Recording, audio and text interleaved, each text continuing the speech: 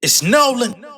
What's going on, y'all? It's the kid J Nolan here. Hey man, we got to talk about Joe Budden. He recently did an interview on the Gauds Show podcast with Ray Daniels. For those of y'all that don't know who Ray Daniels is, he's an executive in the music industry from New York, but he spent the lion's share of his time out in Atlanta, managing Rock City, a lot of different artists, songwriters, etc. Definitely been in the game for a while. But in this interview, they asked Joe Budden what he felt was the future of hip hop, in which he answered he feels like the future of hip hop is about to get very dark. He actually says that he believes we're already in the dark times because of everything that's going on surrounding the industry, how the artists are being treated, how everything is playing out behind the scenes. He already says it's dark and it's only going to get worse. Without wasting a bunch of time in this video, I want to go ahead and just play Joe Budden's reaction to the question, and then I'm going to get into my own reaction and expound because I feel like I've been saying this. I've been trying to give y'all the inkling on how to get your businesses together, but a lot of people that watch my channel these days, they don't listen, number one, and a lot of y'all are also just trying to get the news. Like a lot of what he's saying in this clip, I've already been expressing to y'all for so long, right? When you talk about people willfully volunteering to give up their rights, that's what's going on every day. Every time you say I need to be signed, that's what you're basically telling somebody. Take my rights away from me.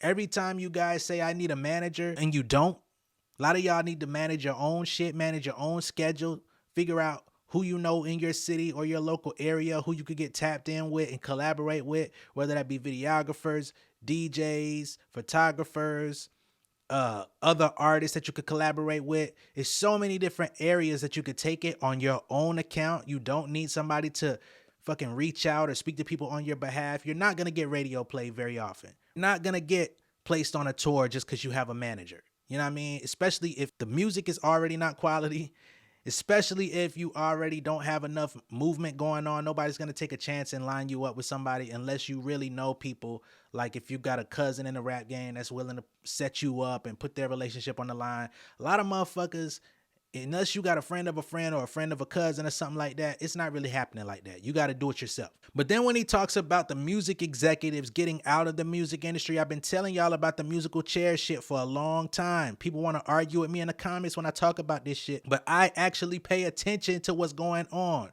These labels are always hiring for the same ass positions every month. Why are they doing this every month? Because the motherfuckers they got on staff keep leaving. The music industry today, for people that work behind the scenes, is really just a ladder to the next thing. People come into music because they're interested in it. They go work at a label. They go do a job for 6 months, 8 months, a year, do that job. And then that leads them to the real company that they want to get to. The tech company, the Amazons, get the job at Spotify. They may go work in the studio with somebody. They really don't want to be doing this shit, man. So a lot of the people that are behind the scenes, pulling the strings, working on your shit every day, doing your data, taking control of your metadata, all of this stuff, they don't give two fucks about you. The companies are selling left and right. Warner Music went up on IPO last year. You could buy Warner stock. I bought some Warner stock at one point. The big media companies, the catalog acquisition companies, they're being publicly traded. That's why they're acquiring all of these assets so that when they get listed on the motherfucking stock exchange, it brings in more people that want to invest into their company. Y'all be thinking about if it's going to get played. And yeah, that money's going to come back if it gets played on a big sync, if it gets played over the next 50 years on the radio, all that type of shit. But really, it's making the company look valuable for investors so that if they got $1 billion in assets or $30 billion in assets, they're probably going to try to triple that over the next 20 years. These motherfuckers don't give a damn about your music, bruh. They're looking at you like a motherfucking piece on a Monopoly board, right?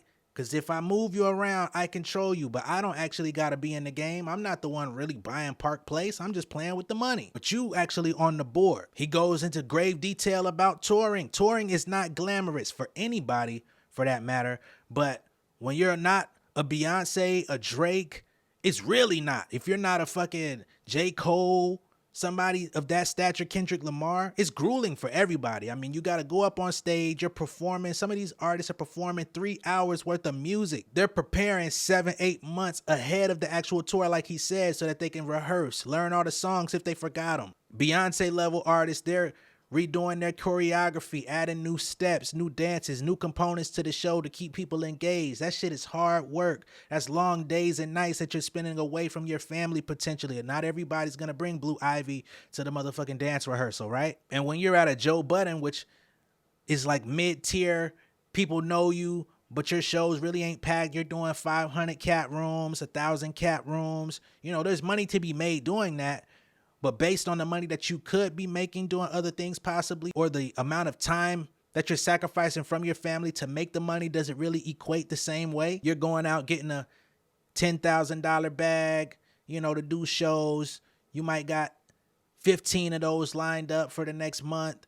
And then you say, oh, 15 shows in a month. You know what I mean? Yeah, that's nice. But for real, that shit is not glamorous. Like he said, eating trash food, health deteriorating. This has happened to a lot of people because while you're on the road, everybody's not going to the clean juices and, you know what I'm saying, eating tropical smoothie, going and getting salads and shit. Niggas is eating burgers, drinking sodas, drinking Hennessy, turning up, going to the after party, doing whatever the fuck it takes for you to actually get through the day so you can make it to the after party, whether that be drugs. And I'm not saying everybody's on methamphetamines. I'm saying you could be on prescription drugs. You could be on some shit to keep you up. All types of stuff. Not to mention these niggas that be fucking around with the hoes, they be on some whole other medication. You feel what I'm saying? So it just creates a long cycle. But this is what everybody's trying to sign up to be a part of. And then once you get in it, you see people start complaining. They say this shit ain't what you really think it is. And that's why. Because the amount of time, effort, and everything that you put into this, you're probably never going to get it back to the same degree of what you put in. You may get compensated. You may get thousands of dollars here, hundreds of dollars there. But how many people are willing to do all of the work to sustain? Then he talks about the companies, the labels that are taking advantage of people.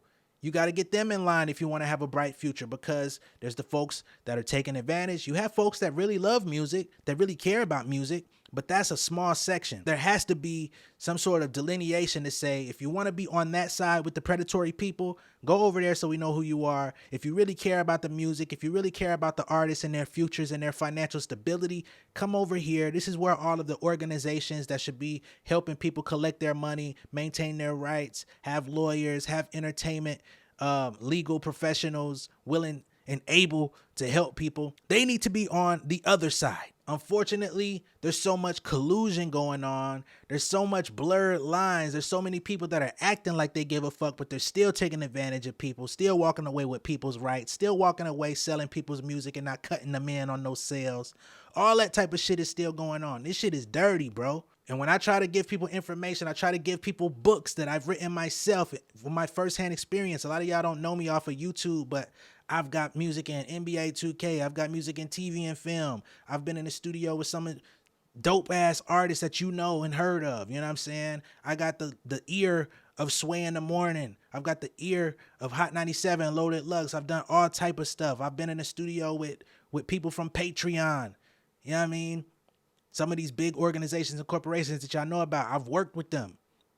My music's been on ESPN for fucking a whole last fall, but I run my own career. I don't answer to no label. I don't answer to no management. I run my own ship, and it takes a lot of work to maintain it. It takes a lot of work to actually make these songs for TV and film. Just same thing for a songwriter. If you're in the studio with Rihanna one day, you in the studio with Jeezy the next day, you in the studio with motherfucking Ariana Grande, Victoria Monet, all of these people. These studio sessions could run hours upon hours. You're being paid little or nothing to be in the studio, if anything at all. Again, they don't compensate you for the food. So if you're there for an 8-hour day, they're not paying for your lunch break. They're not paying for nothing. They're not paying for your parking. You know what I'm saying? If you're in the city and shit like that and you got to park up the road from the studio, they're not compensating you for none of that shit. These are practical things that make sense. It sounds cheap. It sounds like penny pitching. But in the music industry, even if a hit song comes out, you don't get paid off that record till damn near a year later. So